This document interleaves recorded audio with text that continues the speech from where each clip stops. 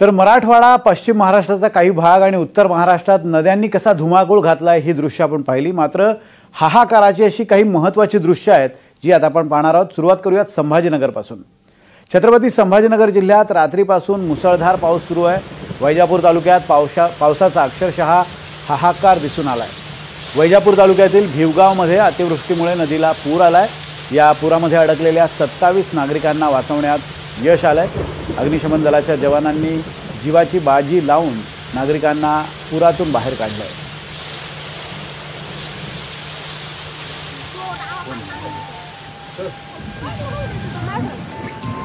बाहेरच्या लोकांना करायचे फोन रस्त्यावर समा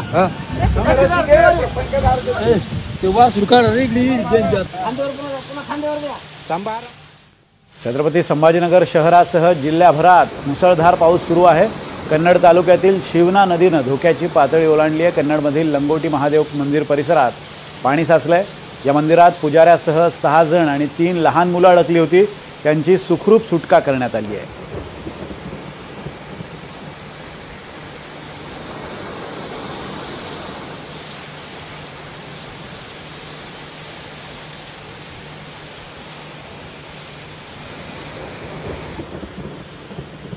संभाजीनगरात काल रात्रीपासून मुसळधार पाऊस कोसळतोय। वैजापूर तालुक्यातील नारंगी आणि सारंगी धरण ओव्हरफ्लो झालंय। धरणातून 1500 क्युसेक इतक्या वेगानं पाण्याचा विसर्ग केला जातोय। पाणी पातळी वाढल्यामुळे शहरातील अनेक घरांमध्ये पाणी शिरलंय। नारायणगाव इथं अनेक कुटुंबांना पुराचा तडाखा बसला असून एनडीआरएफचे जवान तैनात करण्यात आले।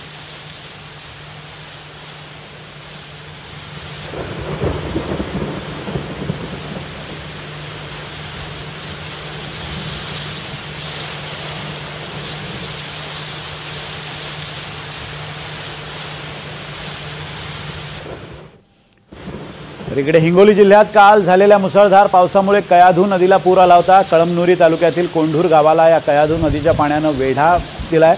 आज सुद्धा कयाधू नदी दुथडी भरून वाहत आहे आणि या कयाधू नदीच्या पात्रातून कोंढूर इथले शेतकरी नदी पलीकडच्या शेतात जनावरांना चारा पाणी करण्यासाठी जीवघेणा प्रवास करतायत।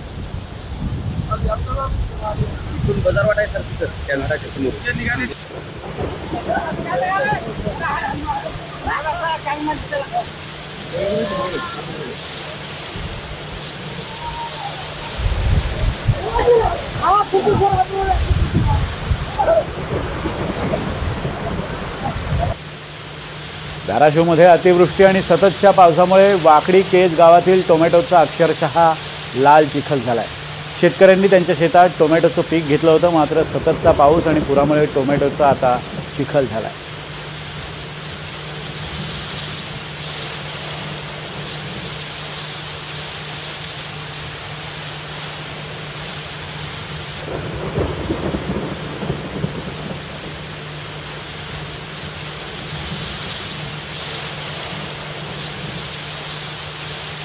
धाराशिव जिल्ह्यात झालेल्या अतिवृष्टीमुळे भूमच्या बेदरवाडी गावाला जोडणारा पूल तुटलाय। त्यामुळे या गावाहून भूमकडे जाणारा मार्ग पूर्णतः ठप्प झालाय।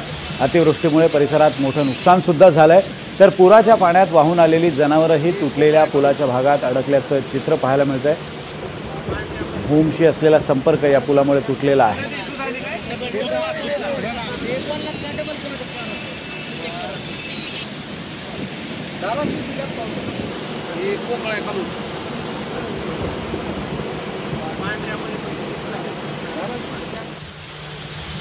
तर बीड जिल्ह्यात गेल्या 2 दिवसांपासून मुसळधार पावसामुळे शेतकऱ्यांच्या शेत पिकाचं नुकसान झालंय।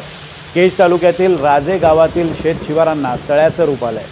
शासनानं तात्काळ ओला दुष्काळ जाहीर करावा अशी मागणी इथल्या शेतकऱ्यांकडून केली जाते। सोयाबीन पीक कुजून गेलेलं आहे।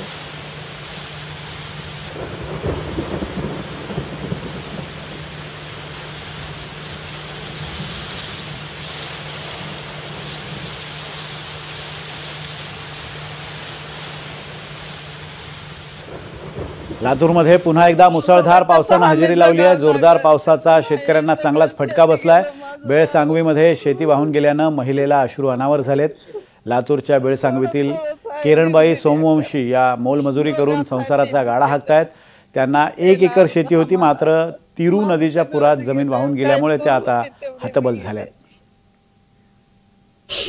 काय मागणं आहे सरकारकडे, काय मागणं आहे?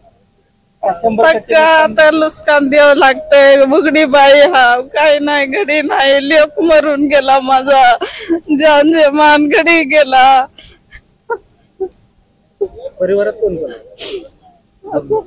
2 मुलं आहेत, लहान गे करून नातू आहेत खात्यात. का मुलं? मुलं आहेत, मजुरी करून खात्यात लागत तिथं. नांदेड शहराच्या उत्तर भागातून वाहणाऱ्या आसना नदीला मोठ्या प्रमाणावर पूर आलाय. पुराचा फटका आसना नदीच्या परिसरातील सखल भागात बसलाय. महापालिकेच्या अग्निशमन दलाने हार्दिक सिटी परिसरातील सुमारे 25 लोकांचं बोटीच्या मदतीनं सुरक्षित ठिकाणी स्थलांतर केलंय. गोदावरी नदी दुथडी भरून वाहू लागली आहे. मध्यरात्री गोदावरी नदी धोकादायक पातळीपर्यंत पोहोचेल असा अंदाज आहे.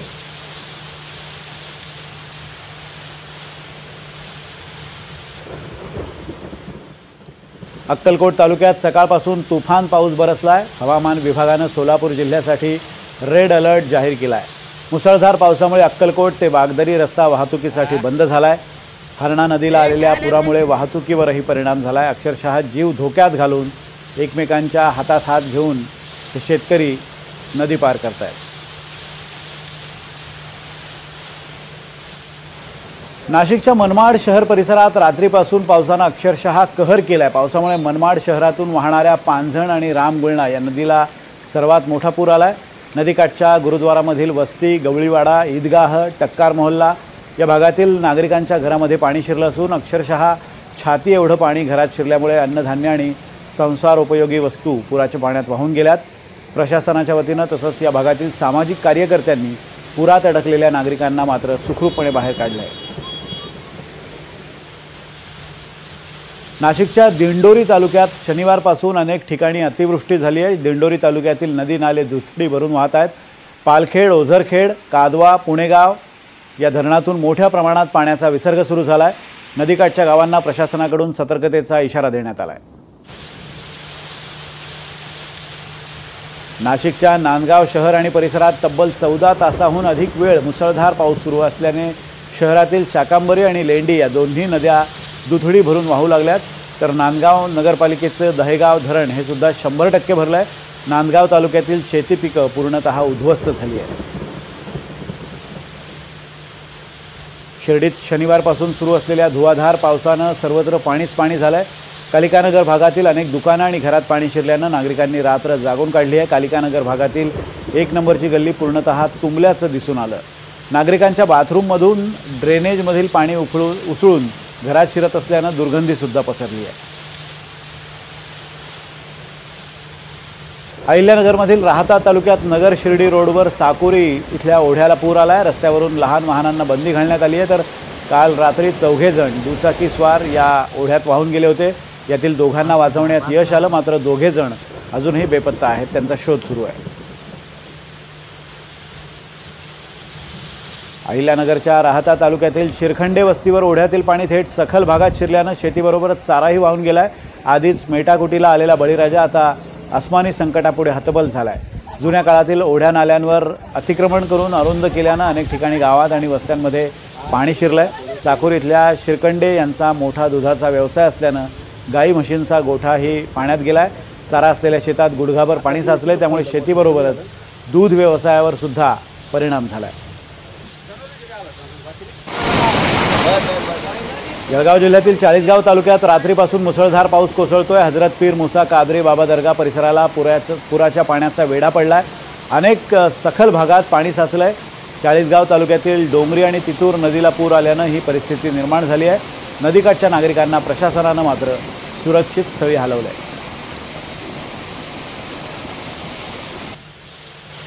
चाळीसगावच्या मन्याड धरणाचा उजवा बंधारा धोकादायक स्थितीत आलाय. पाण्याचा दबाव वाढल्यामुळे बंधारा फुटण्याची शक्यता वर्तवली जाते. बंधारा फुटल्यास नांद्रेगाव आणि आजूबाजूच्या परिसरातील गावांना फटका बसू शकतो. त्यामुळे जवळच्या गावांना सावध राहण्याचा इशारा देण्यात आलाय. प्रशासनानं सिंचन विभागाला तातडीनं दुरुस्ती करण्याची सूचना केली आहे. पालघर जिल्ह्यातील नदी नाले दुथडी भरून वाहत आहेत. पालघर जिल्ह्यातील धरणं सुद्धा पूर्ण क्षमतेनं भरली आहे. सूर्या, वैतरणा आणि तानसा या नद्यांमध्ये धरणातून पाण्याचा मोठा विसर्ग सुरू आहे। त्यामुळे प्रशासनानं नदीकाठच्या गावांना सतर्कतेचा इशारा दिला आहे।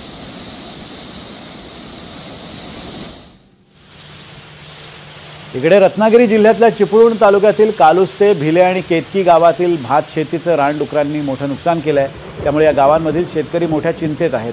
आगामी काही दिवसात भात पिकं कापणी योग्य होतील, मात्र रानडुकरांच्या कळपानं शेतात धुमाकूळ घातल्यामुळे शेतकऱ्यांच्या हातातोंडाशी आलेला घास हिरावला गेला आहे। त्यामुळे या गावांमधील भात शेतीचं नुकसान झालं आहे।